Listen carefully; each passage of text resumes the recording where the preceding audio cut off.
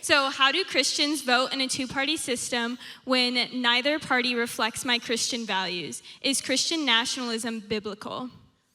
Okay, now the microphone was echoing a little bit, so I could not quite hear the question. I apologize. Can you say it one more time? Yeah.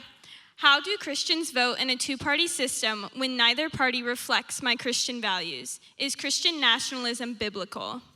Okay, great question. Great question. So a couple of things I'll put out there. One, I think it's a really important idea for Christians to vote, okay? I think it's a really important idea for us to vote because God has given us the gift of being able to have influence over the system that we live underneath, and my goodness, we should steward that well, so be people who vote.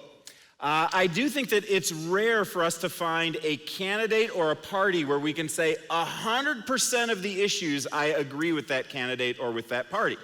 So what you have to do is you say, I'm going to go through issue by issue, become an informed voter, and then vote for the candidate or party that seems closest to what my understanding of my Christian values are.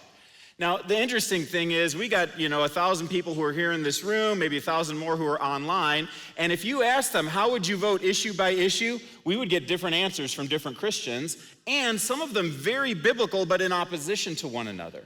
That's partly where we say, okay, we've got to invite the Holy Spirit to come in and say, give me wisdom on how to think about these issues. We've got to be people who don't get sucked into the echo chambers of, either the Fox News side or the CNN News side that will tell us that the other people are idiots. But instead, we've got to say, okay, how do I gather the information, think biblically about this, and be able to vote for the best candidates that are out there based on all of the issues that are there.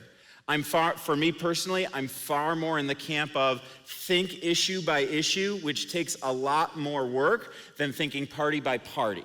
So think about the issues, and you go, man, I'm 80% with this side, 20% with this side, I'm going to vote for this one.